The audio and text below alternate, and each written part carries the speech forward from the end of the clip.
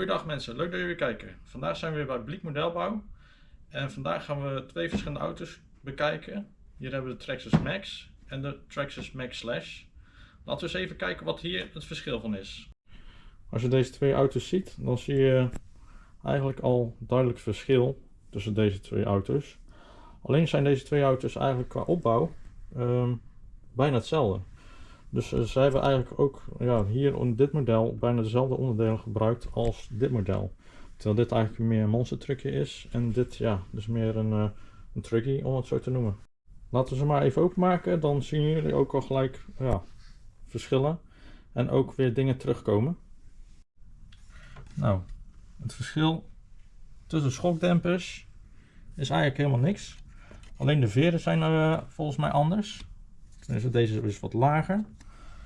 Maar als je kijkt naar de opbouw van deze auto, de aandrijfas en de wielophanging en de armsteunen, dan is dat nagenoeg met deze ook hetzelfde.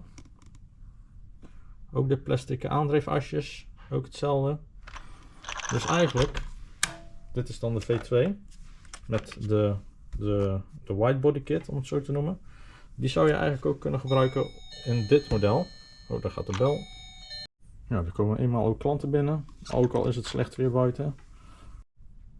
Als we nou de auto's zo van boven bekijken, dan zie je eigenlijk ook al heel veel dingen terugkomen. Zo valt heel erg op dat de voorkant van het chassis en de achterkant van het chassis eigenlijk al bijna hetzelfde is. Deze gebruikt alleen van die side skirts en de achterzijde is ook wat anders dan de Max. En het chassis van dit model van de Max Slash is ook iets langer. Dat zie je ook wel aan de wielen.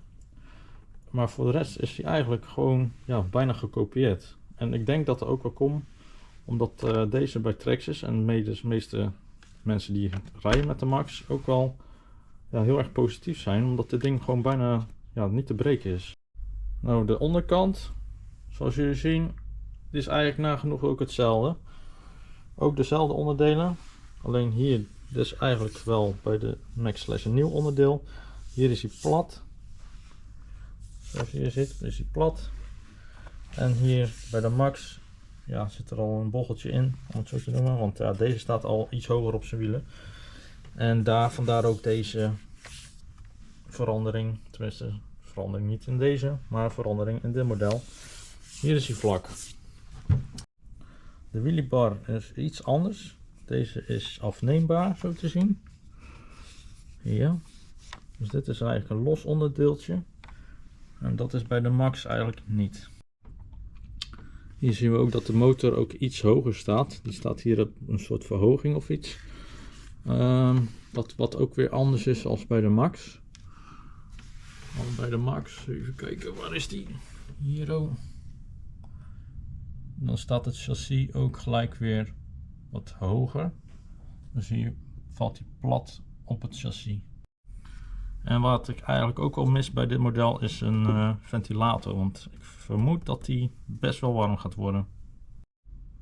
De Max heeft de Sledgehammer tires. En de Max Slash die heeft meer die onroad tires. Maar wat mij dan ook weer, wat ik anders zie, is dat hier worden die ringen gebruikt. En hier worden ook al ringen gebruikt. Ik zal hem even wat rechtop zetten. Alleen hier hebben ze nieuwe ringetjes. Lijkt mij. Of nee. Hier valt het moertje in ieder geval gewoon er gelijk op, zie ik.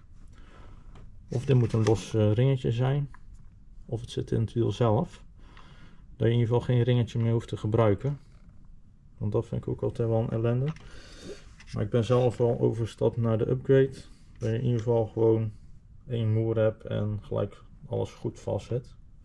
Maar goed, dat zijn allemaal upgrades die je dus ook op dit model kunt gebruiken. Ben jij in ieder geval op zoek naar een van deze twee auto's? Je hebt nou in ieder geval het verschil gezien. Alleen, waar ben je op zoek? En wat wil je ermee gaan doen? Want ik weet, de Max is in ieder geval heel erg leuk voor op de skatebaan.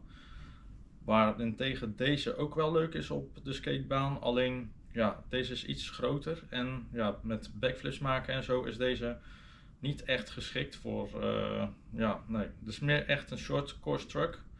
En dit echt meer een monstertruck waarmee je echt veel plezier mee kunt hebben door naar een skatebaan te gaan of ergens ja, in het bos flink te crossen.